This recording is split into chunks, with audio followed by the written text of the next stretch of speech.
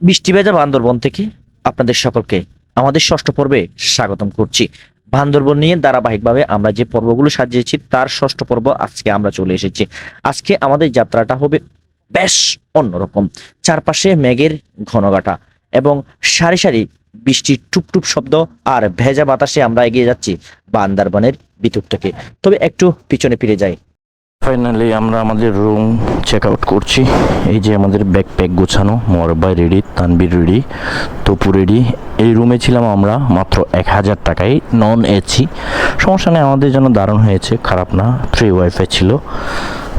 আর আমরা এখান থেকে ব্যাকপ্যাক গুছিয়ে রওনা দিচ্ছি। আবার এখান থেকে ওই যে সাঙ্গু নদী এবং সাঙ্গু ব্রিজ দেখা যাচ্ছে। আমরা একদম পাশে যেটা বিল্ডিং ছিল সুমাইয়া হোটেলে ছিল আপনার 0 কিলো, অর্থাৎ এটাই বান্দরবন, চিম্বুক এবং কেরানি হাট। আমরা চিম্বুকের দিকে যাব। চিম্বুক এখান থেকে 24 কিলো। আর এখান থেকে দেখা যাচ্ছে সাঙ্গু নদী এবং বিচ। এখান থেকে শুরু হবে আমাদের ষষ্ঠতম পর্ব। এটি হচ্ছে 0.74 রাস্তার মাত্রা। এখান থেকে আমরা সামনের দিকে যাব। আজকে গুড়ি গুড়ি বৃষ্টি হচ্ছে প্রথমে শুরুর দিকে।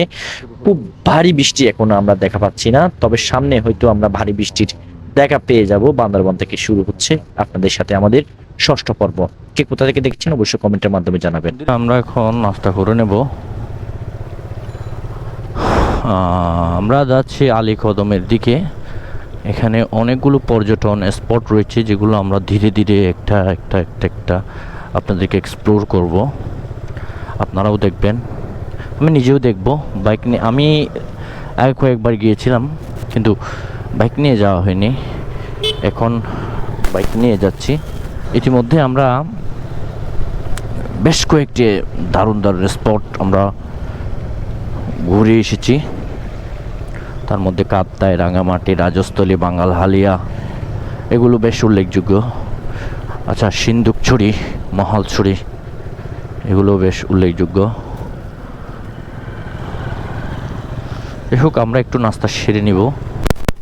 বসে আমরা নাস্তা সেরে নিলাম, সে পাকে বাইকটুকু একটু সার্ভিসিং করে নিলাম। সার্ভিসিং বলতে একটু মোবিল দিলাম, অয়েল দিলাম, এই আর কি।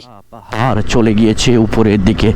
আমরাও যাব ইনশাল্লাহ, যত দূর যেতে পারি, যত দূর আল্লাহ সহি সালামতি নিয়ে যায় আমাদেরকে, তত দূর আমরা যাব ইনশাল্লাহ। আচ্ছা, এটা ওকে।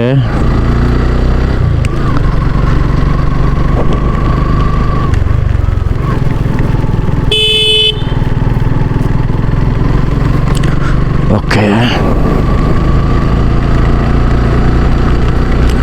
যতদূর চোখ যায় ততদূর দেখবো ইনশাল্লাহ। আমরা খাড়া পাহাড় বেয়ে উঠতেছি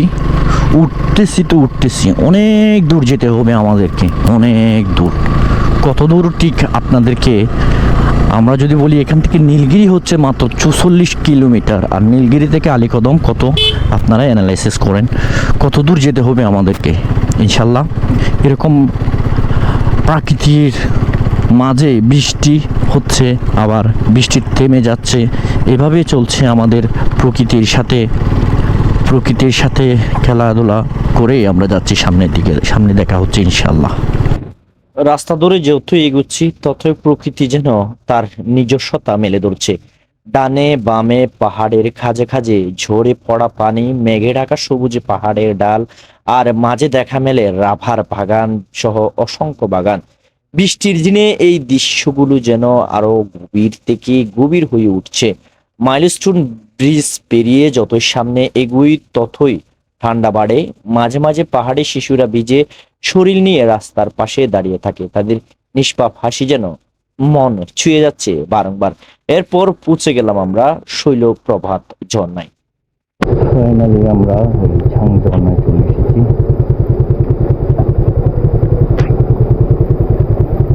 এটি হচ্ছে শৈলপ্রপাতের গেট। এটি হচ্ছে প্রাকৃতিক সৌন্দর্য মণ্ডিত একটি আকর্ষণীয় পর্যটন কেন্দ্রের ঝর্ণা। আমরা ঝর্ণার মাঝে যাব এখন। তবে বর্ষাতে ঝর্ণা অনেক বেশি রিস্ক হয়, সেজন্য আমরা নিচে নামবো না, যেহেতু আমরা বাইক নিয়ে এসেছি। ও মাই গড, ঠান্ডায় ধরা পড়ছি কিনা জানি না, খুব অসাম লাগছে উপর থেকে। এটা উপর থেকে দেখা সুন্দর, নিচে যাওয়া অনেক বেশি রিস্ক এই ঝর্ণাটা।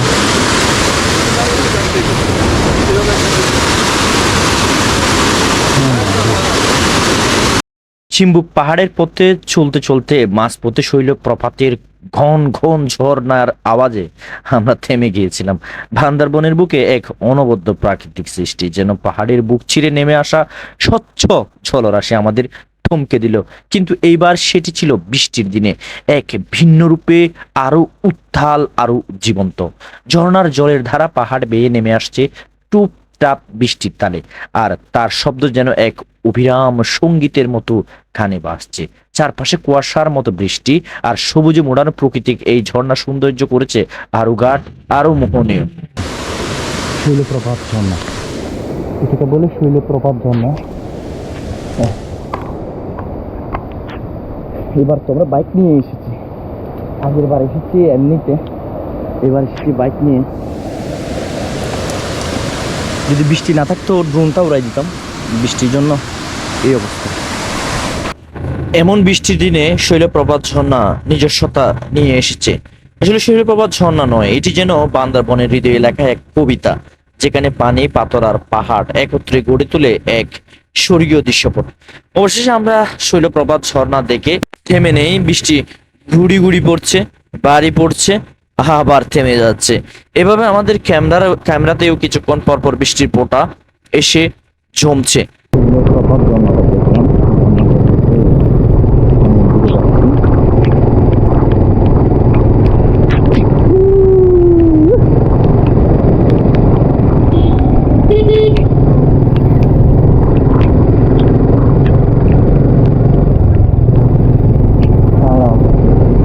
ও মাই গড, এভাবে চলতে চলতে আমরা সামনের দিকে পৌঁছে যাচ্ছি, আর আমরা যতই ভিতরে যাচ্ছি ততই মনে হচ্ছে আমরা মেঘের মধ্যে ঢুকে যাচ্ছি, এবং সাথে বৃষ্টি তো আছে। আসলে কি বলবো, এখানে আমরা মূলত চিম্বুকের দিকে যাচ্ছিলাম। রাস্তার আঁকা বাঁকা, পাশে গভীর খাত, উপরে বেশি বেড়াচ্ছে মেঘ। ও মাই গড, কোনো কোনো সময় মনে হচ্ছিল যে আমরা মেঘের ভিতর দিয়ে হেঁটে যাচ্ছি, চলে যাচ্ছি, বাইক নিয়ে যাচ্ছি এরকম। চিম্বুক আরো দূরে আছে, তার আগে এরকম সুন্দর দৃশ্য আমাদেরকে ঠান্ডা বাতাসগুলো, আমরা চিম্বুক পৌঁছানোর আগে এরকম দৃশ্য দেখে আমরা বারংবার মুচকে যাচ্ছি, আমরা বারংবার মুগ্ধ হচ্ছি। এই উচ্চতা থেকে নিজের গ্রামগুলো যেন ছোট ছোট দেখা যাচ্ছে, খেলনার মতো। দূরে ছোট ছোট ছোট ছোট ঘর দেখা গেলেও কিন্তু নাই, যেন আমাদের ছোট চলছে সামনের দিকে।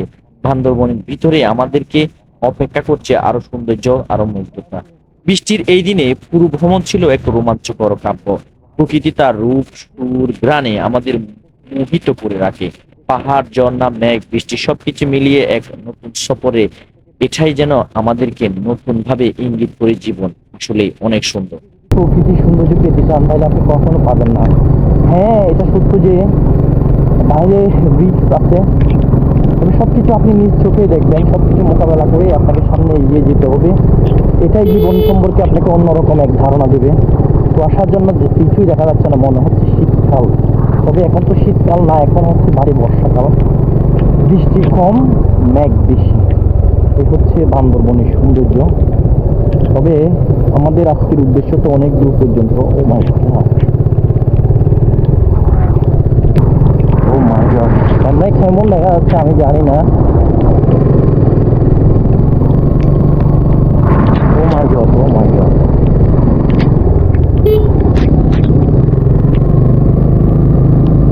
এই জন্যই বান্দরবনকে বলা হচ্ছে প্রকৃতির রানী। এক এক জায়গায় প্রকৃতি এক এক ভাবে দিলে সাজিয়েছে। অসাধারণ মুগ্ধতা রুট চলতে চলতে আমরা চলে এলাম ওয়াই জংশনে। এখানে দুটি রাস্তা, একটি চলে গিয়েছে রোমার দিকে, আর একটি চলে গিয়েছে নীলগিরির দিকে, যেটি আলীকদম, আর রোমার দিকে চলে যাবেন আপনারা বগালেক, কেওক্রাডং, এইরকম রুটগুলোকে। অসাধারণ একটি জায়গা এটি। এখানে আমরা কিছুক্ষণ দাঁড়ালাম, উপভোগ করলাম সময়গুলো। এরপরে কিন্তু রয়েছে Y junction army camp. Army ক্যাম্পে আমাদের এনআইডি এবং আমাদের নাম ঠিকানাগুলো দিয়ে আমরা আমাদের পরবর্তী যাত্রাগুলো শুরু করলাম। সৌন্দর্য এটা বর্ণনা করতে পারবো না আমি। এখান থেকে নীলগিরি সামনে আর কি 25 কিলো, চিম্বুক মাত্র 4 কিলো, চিম্বুকের কাছাকাছি আছি আমরা। ও মাই গড, সুবহানাল্লাহ, সুবহানাল্লাহ, আল্লাহু আকবার, আল্লাহু আকবার। আল্লাহ তাআলার এই যে সৌন্দর্যের বর্ণনা কি দিয়ে প্রকাশ করবো ভাই। ও মাই গড, মনে হচ্ছে মেঘের ভিতর দিয়ে চলে যাচ্ছি আমরা, একটু মেঘের নিচে। ও ভাই, মানুষ কেন বলবে না যে বান্দরবান বাংলাদেশ থেকে আলাদা একটা রাষ্ট্রের মতো। ও মাই গড, সৌন্দর্য দিয়ে বান্দরবনের মতো কোনো কিছু হবে বলে আমার মনে হয় না। এ হচ্ছে বান্দরবনের সৌন্দর্যের বর্ণনা, হয়তো দিয়ে শেষ করা যাবে না। সামনে আসলে এই বান্দরবনের সৌন্দর্য হচ্ছে বান্দরবন নিজেই। বান্দরবনকে অন্য কোনো জেলা দিয়ে আসলে সৌন্দর্য বর্ণনা করতে পারবেন না আপনি। বান্দরবনের প্রেমে যে পড়েছে সে আজীবন বান্দরবনকে বলতে পারবে না। বান্দরবনকে আপনি কিভাবে বলবেন বলেন? বান্দরবন এক এক ঋতুতে এক এক ধরনের সুন্দর।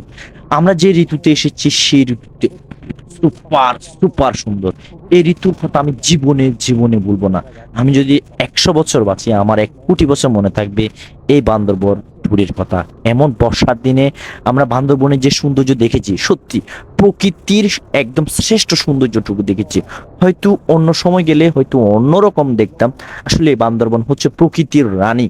সেজন্য আসলে বাংলাদেশকে কবি ছন্দে ছন্দে বলেছেন, সকল দেশের রানী সে যে আমার জন্মভূমি প্রিয় বাংলাদেশ। এটা হচ্ছে চিম্বুক। চিম্বুক এদিক দিয়ে যাওয়া হয়, এখান থেকে হলুদিয়া রোমা তো চলে এলাম ওদিক দিয়ে নীলগিরি। চিম্বুক, এটাই চিম্বুক। আমরা সামনের দিকে যাচ্ছি, চিম্বুক পেলে সামনের দিকে যাচ্ছি চলে। যাব ফিরে মেঘে মেঘে মেঘে মেঘে মেঘে মেঘে, ও মেঘ ও মেঘ ও মেঘ। নীলগিরি 21 চিম্বুক এটা, নীলগিরি 21 চিম্বুক এটা।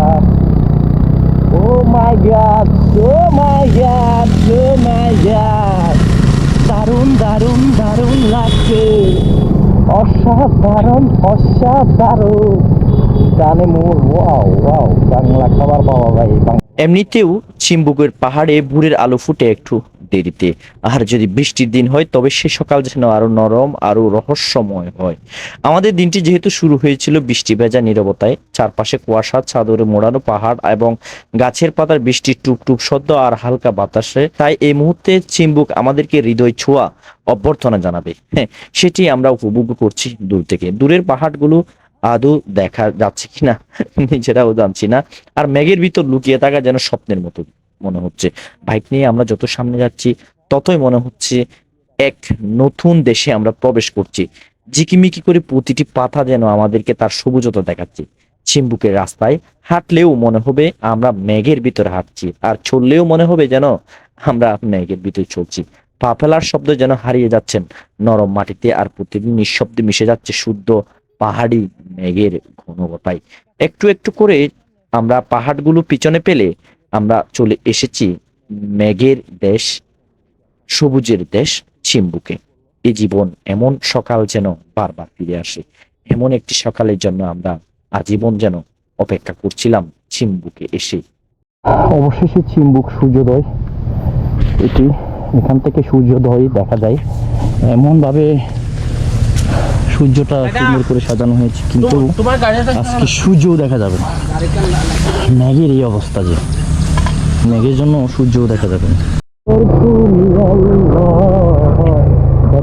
কত সুন্দর তুমি আল্লাহ, বাগানে ফুটে ফুল রাশি রাশি, রাতেরই তারা বরা জুসনার হাসি, মৌমাছি মধু চাটে।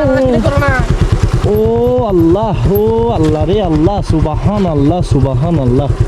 পাহাড়ের সাথে মেঘের খেলা, নদীর সাথে পর্বতের, আল্লাহ আল্লাহ, রাতেরই তারা বরা মধুর হাসি।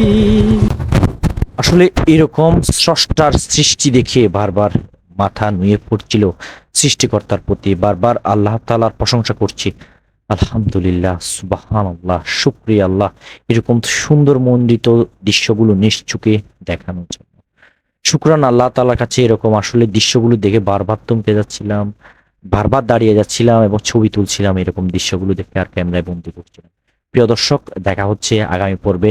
আগামী পর্বগুলো আরো সুন্দর, আরো মনোমুগ্ধকর, আরো রহস্যময় হতে চলেছে, কারণ আমাদের পর্ব শেষ হবে ডাইরেক্ট আলীকদম থেকে চকরিয়া হয়ে চট্টগ্রাম পর্যন্ত।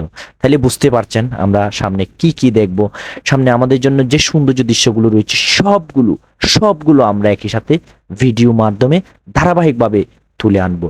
আপনারা যারা মোটরসাইকেল নিয়ে আসতে চাবেন বা অন্য কোনো যানবাহনে আসতে চাবেন তাদের জন্য আমাদের এই ভিডিওগুলো সুন্দর এবং দিক নির্দেশনামূলক হবে বলে আমরা আশা করছি। ভালো থাকবেন, সুস্থ থাকবেন। কে কোথা থেকে দেখছেন অবশ্যই কমেন্ট করে জানাবেন। ফেসবুক ইউটিউবে দেখলে ফলো এবং সাবস্ক্রাইব করে রাখবেন। আমাদের ফেসবুক আইডি এবং ইউটিউব চ্যানেল একই নামে, ইমন ব্লগস নামে। আমরা সামনে আরো চমৎকার ভিডিও নিয়ে আপনাদের সম্মুখে উপস্থিত হব। ততক্ষণ পর্যন্ত ভালো থাকুন, সুস্থ থাকুন। আল্লাহ হাফেজ। ইমন ব্লগের সাথেই থাকুন। এই সৌন্দর্যটা আপনাকে দেখতে হলে ভাই আসতে হবে। ও মাই গড, ও মাই গড, ও এমজি, সুবহানাল্লাহ। আরো একটি ভিউ পয়েন্ট, সেটা হচ্ছে double hand view. Double hand কেন? এটা হচ্ছে ডাবল, দুটি হ্যান্ড রয়েছে এখানে। আজকে কেউ নাই, ডাবল হ্যান্ড। আমরা এমন সময় এসেছি একটা মানুষও নেই এখানে। দাদা, এখানে মানুষ নেই।